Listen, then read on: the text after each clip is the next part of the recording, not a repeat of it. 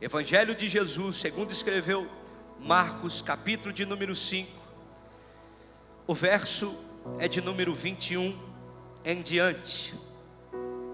Antes da gente ler a palavra, eu quero que você olhe para quem está perto de você e diga: não temas, crê somente.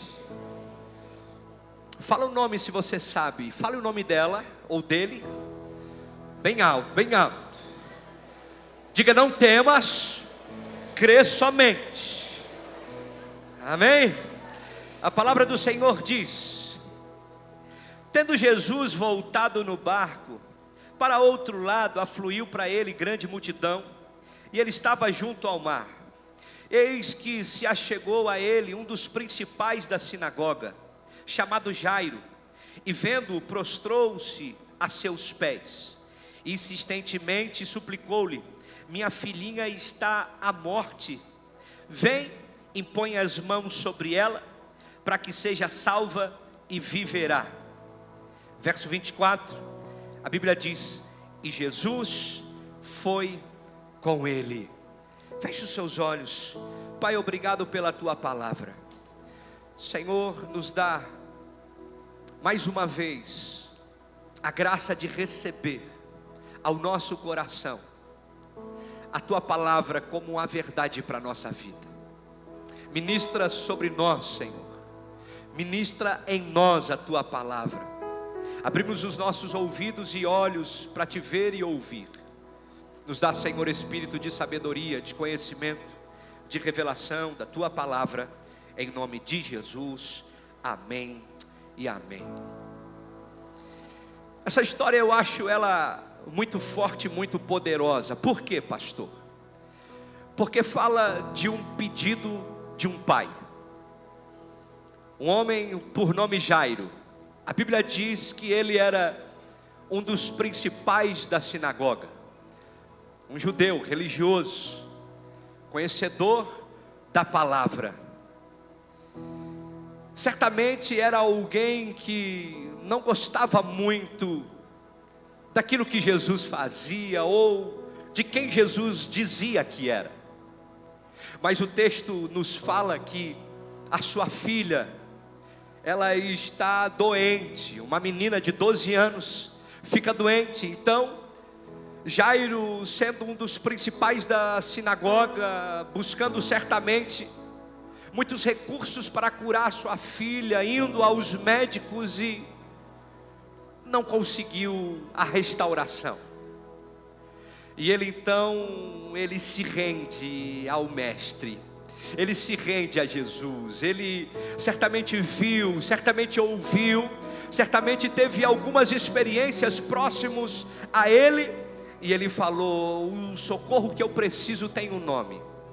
O milagre e a resposta que eu preciso vem de Jesus.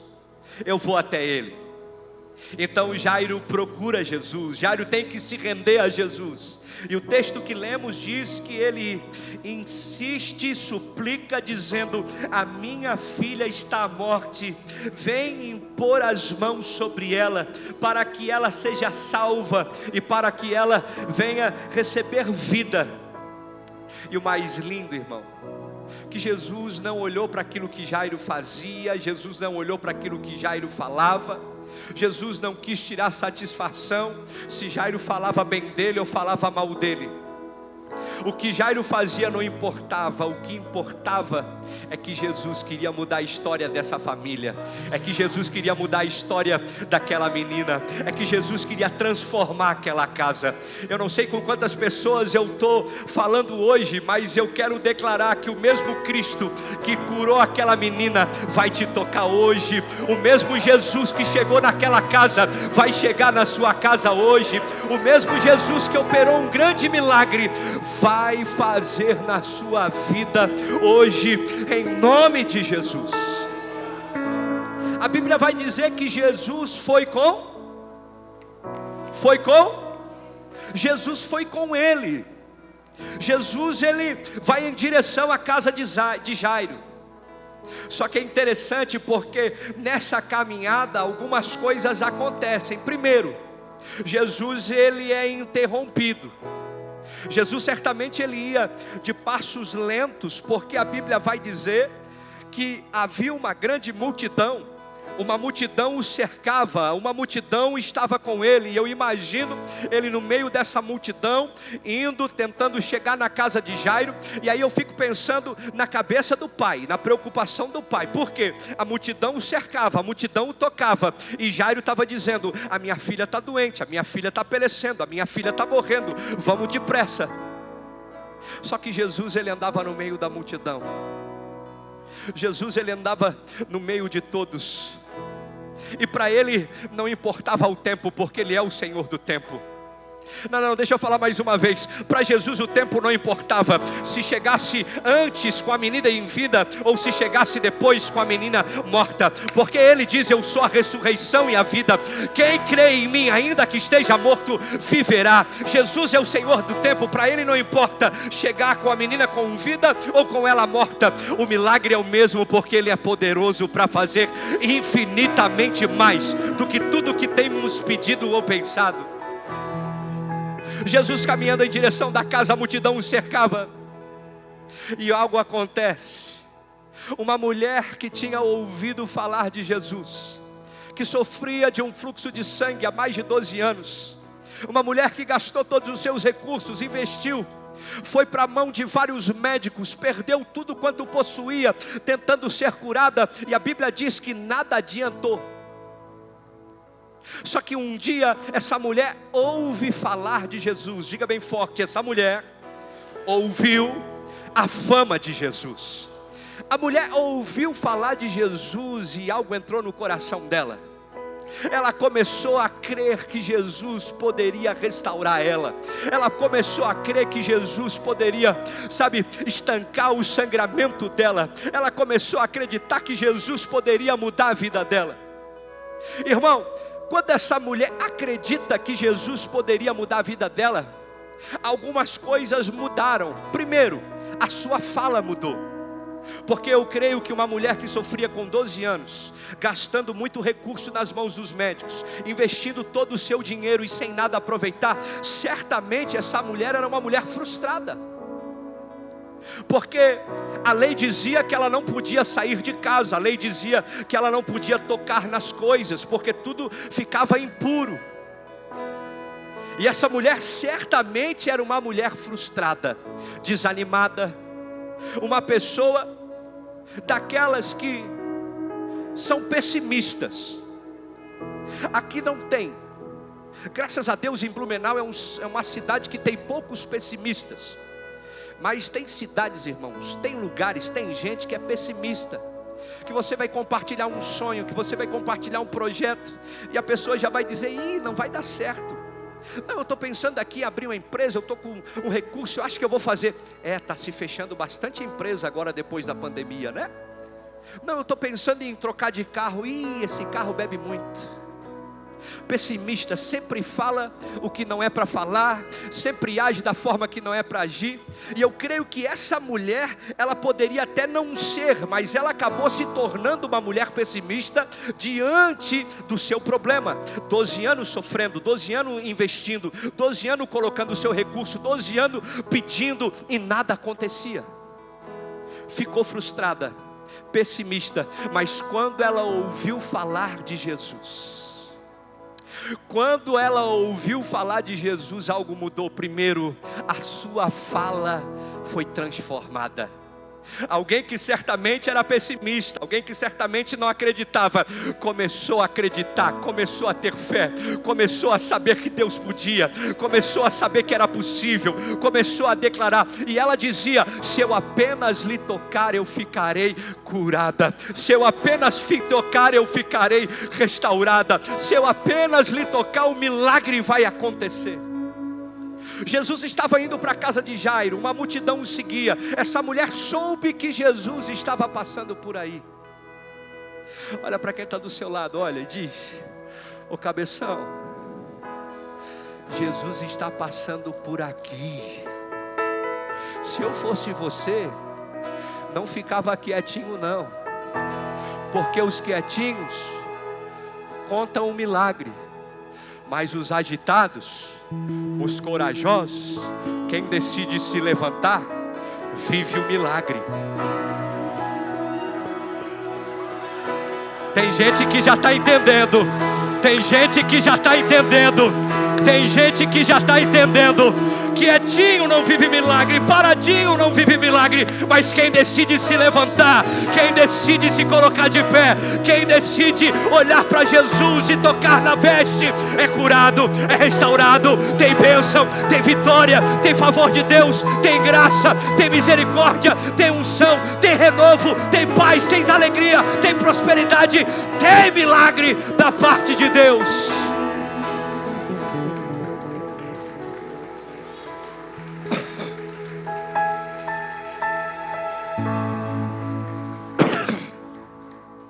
Irmão, essa mulher contrariou todas as expectativas. Ela se levantou, foi por entre a multidão. Foi por entre a multidão, e a Bíblia vai dizer que ela toca nas vestes de Jesus. Você lembra do que ela dizia? Se eu apenas lhe tocar, eu ficarei curada. E ela tocou nas vestes de Jesus. Quando ela toca na veste de Jesus, Jesus para e pergunta aos discípulos: alguém me tocou? Quem foi? Alguém me tocou. É interessante porque havia uma multidão apertando Jesus, encostando em Jesus. Só que um dos discípulos disse: Senhor, tem muita gente te tocando, é muita gente apertando você. Aí Jesus disse: alguém me tocou de forma diferente. Porque, irmão, tem milagre que você recebe. Jesus vem, te toca, te abençoa e faz. Mas tem milagre que você arranca de Jesus. Não, vou falar mais uma vez. Tem milagre, tem vitória que Jesus aparece, que Jesus entra na tua história, entra na tua vida e opera o milagre. Mas tem milagres que é você quem arranca de Jesus, que é você quem pega de Jesus, que é você quem toca nele. Irmão, eu creio que Deus está despertando uma geração de provocadores de milagres. Uma geração que não vai esperar a bênção chegar em casa, mas que vai se levantar para viver o sobrenatural. Uma geração que crê, uma geração que sabe em quem acredita, que sabe que é possível arrancar o milagre de Deus. Jesus pergunta: quem me tocou? Senhor, tem todo mundo te apertando, está todo mundo. Não, mas alguém tocou em mim diferente. Eu senti que saiu virtude, de mim saiu poder. É aí então que essa mulher aparece. A Bíblia diz que com muito temor ela fala: Senhor, eu te toquei, eu toquei nas tuas vestes. E ela sabia o que tinha acontecido, porque a palavra vai dizer que ela sentiu no seu corpo que a hemorragia foi estancada. Ela sentiu no toque que ela foi curada. Irmão, eu quero declarar sobre a tua vida em nome de Jesus. Tem coisas que a gente não pode fazer, tem coisas que os médicos não podem fazer, tem a coisa, por mais que a medicina seja avançada, por mais que as pessoas que a gente conhece podem nos ajudar e nos dar um empurrãozinho, tem coisas que a gente não pode fazer, que é só Ele, que é só o favor dEle, que é só a graça dEle. E é sobre isso que eu quero declarar na tua vida. Essa semana, em nome de Jesus Cristo, tem portas que vão se abrir, portas que estavam trancadas que vão se abrir nessa semana. Tem respostas que vão chegar para a tua casa, para a tua família ainda nessa semana. O mês de junho está terminando, mas ainda não acabou. E a palavra de Deus diz que o final será melhor do que o começo. Eu vejo você assinando o contrato, eu vejo você fechando o negócio, eu vejo o diagnóstico sendo transformado em diagnóstico de vitória e de milagre. Eu vejo a paz do Senhor tocando a tua casa. Casa que antes era casa de guerra vai se transformar em casa de oração, em casa de misericórdia e de graça. Casa que antes não havia o temor do Senhor, mas vai ter oração, vai ter milagre, vai ter resposta e favor de Deus. Quantos creem nessa palavra para adorar e glorificar o Senhor?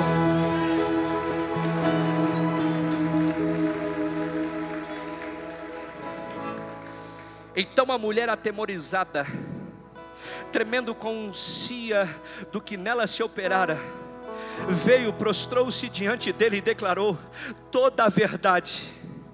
Ela falou toda a verdade para Jesus. Ela disse: Senhor, eu sofri há 12 anos, eu investi tudo quanto eu possuía, não tinha sido curada antes, tentei de todas as maneiras, busquei todas as formas e nada aconteceu. Só que eu acreditei que se eu tocasse no Senhor, eu acreditei que se a minha fé tocasse em Ti, o meu milagre iria acontecer, e aconteceu, Senhor. Hoje eu fui curada. Aí eu acho lindo a resposta de Jesus. Ele disse: filha, a tua fé te salvou. A tua fé te salvou. Vai-te em paz e fica livre do seu mal. Irmão, essa mulher, ela só queria ser salva, mas pela fé que ela tinha, aliás, essa mulher, ela só queria ser curada. Ela tinha uma enfermidade, mas pela fé que ela tinha, ela foi salva. Pastor, o que isso significa? Que talvez você entrou aqui na igreja buscando um milagre por conta de uma enfermidade, pedindo uma porta aberta para os seus negócios, pedindo uma porta de emprego para Deus. Quem sabe você entrou aqui hoje dizendo: Deus, eu preciso de um milagre. Mas Deus está te dizendo: eu não só dou o milagre, como eu também te salvo. Eu não só dou o milagre, como eu salvo a tua casa. Eu não só dou o milagre, como eu toco na tua família. Eu não só dou o milagre, como os teus serão abençoados. Aquela mulher foi salva. Aí Jesus continua para a casa de Jairo. Só que algo acontece. Jesus estava indo em direção da casa de Jairo, e a Bíblia vai dizer que alguns da casa de Jairo vieram ao encontro de Jairo. Jairo e Jesus estavam indo em direção da sua casa, e alguns da casa vieram em direção de Jairo, e eles se encontraram no meio do caminho, e eles disseram assim: a tua filha já morreu, por que ainda incomodas o mestre? Irmão, Jairo recebeu talvez a pior notícia que alguém pode receber na sua vida. Alguém trouxe a notícia dizendo: Jairo, a sua filha já morreu, não precisas mais incomodar o mestre. Certamente Jairo ficou muito triste. Certamente passou na cabeça de Jairo: poxa, se ele não tivesse parado para perguntar quem tocou, daria tempo de chegar em casa. Certamente ele ficou pensando: se não tivesse parado por causa dessa multidão, se essa multidão não tivesse seguindo Jesus, a gente ia mais rápido e teria dado tempo. Talvez este foi um dos pensamentos. Só que Jesus, ele não quer transformar você num lamentador. Deus quer transformar você em um adorador. Não vou falar para 2 ou 3 que pegou aqui, mas eu quero falar aqui para toda a igreja. Jesus, ele não quer que você se torne um lamentador por aquilo que aconteceu, por algo que passou, mas Jesus quer que você se torne um adorador por aquilo que ainda vai acontecer, por aquilo que ainda vai chegar. Deus quer transformar uma geração de murmuração para uma geração. Verso 36, a Bíblia vai dizer: mas Jesus, sem acudir tais palavras, Ou seja, Jesus não estava nem aí para essas pessoas que trouxeram essa notícia ruim. Jesus olha para o chefe da sinagoga e diz: não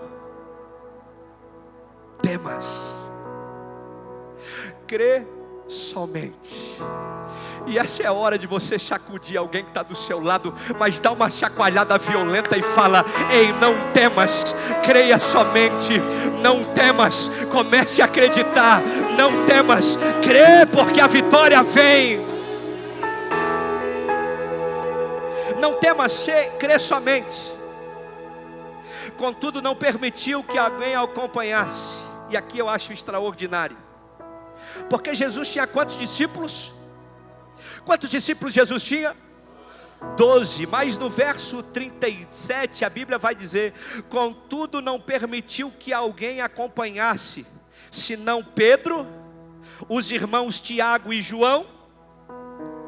E a Bíblia vai dizer que, chegando eles na casa do chefe da sinagoga, Jesus viu um alvoroço. Havia muitos que choravam e que se pranteavam. E ao entrar, Jesus disse: por que esse alvoroço? Por que vocês estão chorando dessa maneira? Por que essa confusão toda aí? Note, Jesus tem 12 discípulos. Dos 12 ele fala: Pedro, Tiago e João, vem. Chegaram na casa da menina. A notícia era: a menina estava morta. Todo mundo que estava na casa, todo mundo que estava em volta, chorava e pranteava muito. E a Bíblia vai dizer que Jesus pergunta: por que vocês estão chorando? A criança não está morta, ela apenas dorme. E aí a palavra vai dizer: riram-se dele. Tendo ele, porém, mandado sair todos, tomou o pai, a mãe da criança e os que vieram com ele e entraram onde ela estava. Começa a pensar, irmão, uma casa cheia de gente chorando porque uma menina morreu, o pai desesperado, a mãe desesperada. Pedro, Tiago e João estavam juntos. Quando Jesus fala para todo mundo que está nessa casa: gente, fiquem em paz, porque essa menina não está morta, ela apenas dorme. As pessoas começaram a rir dele, porque certamente eles tocaram na menina. A menina já estava fria, já estava gelada. A menina já estava morta há algumas horas. E eles começaram a rir de Jesus. Qual que é a atitude de Jesus? Gente, deem licença, por favor. Pedro, Tiago e João, me acompanhem. O pai e a mãe da menina, por favor, vamos entrar ali no quarto onde ela está. Por que Jesus, ele separa agora a multidão de Pedro, Tiago e João e dos pais da menina, e traz só esses 5 para dentro do quarto? Por que Jesus faz isso, irmão? Porque para viver milagre tem que crer, não tem que rir. Para viver milagre tem que acreditar. É por isso que Jesus chamou Pedro, Tiago e João, porque eram os mais fominha, eram os caras da oração, eram os caras do jejum, eram os caras da intercessão, eram os caras da busca. Sabe, às vezes a gente perde a oportunidade de viver o sobrenatural porque a gente fica de braço cruzado, a gente fica aquém, e Deus está dizendo: eu quero usar quem tem fome, eu quero usar quem tem sede. Vai ver milagre quem acredita. No quarto só entra quem tem fé. E entrou os 3, Pedro, Tiago e João, o pai e a mãe da menina. E eu acho lindo, porque a menina estava morta, irmão. A menina estava morta. E a Bíblia vai dizer que, tomando-a pela mão, disse: Talitá cumi, que quer dizer: menina, eu te mando, levanta-te. E Jesus pega ela pela mão, irmão. Jesus pega essa menina pela mão, a menina já morta, os pais dentro chorando, desesperado. Pedro, Tiago e João certamente na intercessão, dizendo: vai Jesus, vai porque nós cremos, vai porque nós sabemos que tu pode fazer. Jesus pegando na mão da menina diz: Talita cumi, que quer dizer: menina, eu te mando, levanta-te, levanta-te, levanta-te, levanta-te, levanta-te, levanta-te, levanta-te, levanta-te, levanta-te, levanta-te, levanta-te, levanta-te, levanta-te, levanta-te, levanta-te, levanta-te, levanta-te. Uou!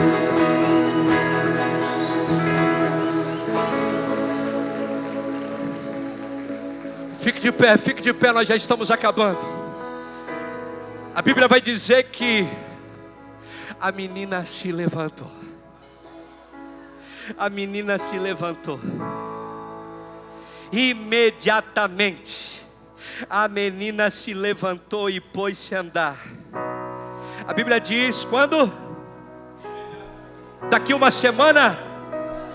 Daqui a 15 dias? Quando Jesus pega na mão da menina e fala: Talita cumi, ele disse: menina, eu te mando, levanta. Foi daqui um mês. Foi imediatamente. Pastor, o que significa? Talvez nas tuas mãos foram 30 dias, 6 meses ou um ano, mas na mão de Jesus é na hora, é na hora, é na hora, é na hora, é na hora. Imediatamente a menina se levantou. Aí, verso 43. Mas Jesus ordenou-lhes expressamente. Preste atenção aqui. O que Jesus fez? Ordenou para quem? Para os discípulos, para o pai e para a mãe da menina, para todo mundo que estava ali. Mas Jesus ordenou-lhes expressamente que ninguém o soubesse, e mandou que desse de comer a menina. Pastor Lucas, aqui eu acho algo incrível, porque Jesus, ele pede para os discípulos se calarem diante de um milagre tão poderoso. Jesus, ele pede para os discípulos não falarem nada diante de uma obra tão gloriosa. E mais, ele pede para os pais da menina não compartilharem o milagre. É por isso que eu acho Jesus incrível. Jesus pede umas coisas para nós que não faz sentido. Não faz sentido, mas nós temos que obedecer. E aí eu fico viajando na maionese pensando: como é que eles saíram do quarto? Porque o ambiente era de tristeza, de choro, de dor e de luto. Eles entraram numa forma dentro do quarto. E como é que eles saíram? Tendo que disfarçar, não podendo falar o que Jesus fez. Aí a pergunta é: dentre todos eles, quem saiu primeiro? Eu fico pensando com as minhas... Eu gosto de entrar na história e viajar. E eu acho que quem saiu primeiro, pastor Lucas, foi os 3 discípulos. Não sei a ordem, se foi Pedro, Tiago e João, se foi João, Tiago e Pedro, não sei. Eu fico imaginando a cena. A multidão olhando. O quarto, a glória de Deus manifesta. A porta abre. Sai Pedro. E a multidão pergunta: o que aconteceu? Sai Pedro. Não, para o ensaio tá bom. Ó, fechado aqui está o quarto, aqui tem uma porta. A multidão está de olho, expectativa. Querem saber o que aconteceu. A porta se abre, Pedro sai. Ele diz assim: eu não posso falar nada, pergunta para o próximo. Aí vem Tiago.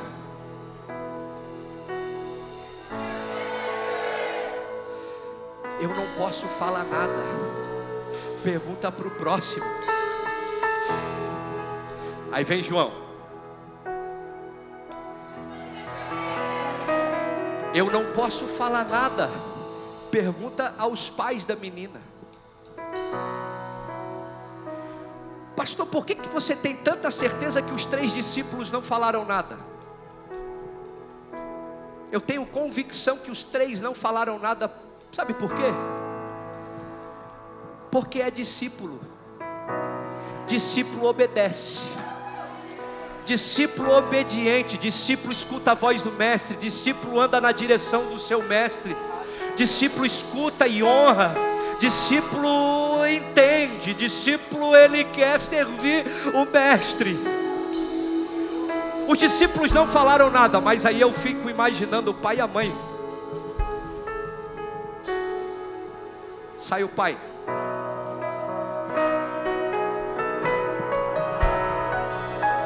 Pastor, por que você sabe que o pai saiu assim?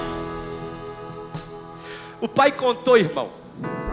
O pai contou o que aconteceu. O pai disse que teve milagre. O pai disse que a menina estava viva. O pai disse que o sobrenatural entrou ali. O pai disse, por que você sabe, pastor? Porque os discípulos obedecem, mas quem não é discípulo?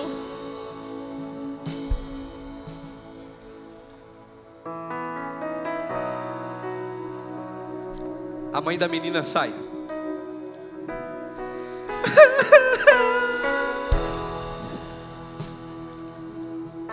Feliz da vida. O choro da dor foi convertido para o choro da alegria. O milagre aconteceu. Mas a grande questão é: Jesus e a menina, os dois no quarto, quem saiu primeiro? Quem saiu primeiro? Irmão, eu acho que quem saiu primeiro foi Jesus. Eu não acho, eu tenho certeza. Não está escrito, mas eu tenho certeza, pastor Alex. Jesus abriu a porta e saiu primeiro, porque primeiro vem o milagre, depois vem a menina. Primeiro vem o milagre, primeiro vem o milagre, primeiro vem o Senhor do milagre, primeiro vem o Senhor do milagre, primeiro vem o Senhor do milagre. O Senhor do milagre vem primeiro. Em primeiro lugar o reino de Deus e a sua justiça, e todas estas coisas vos serão acrescentadas. Feche seus olhos, vamos adorar.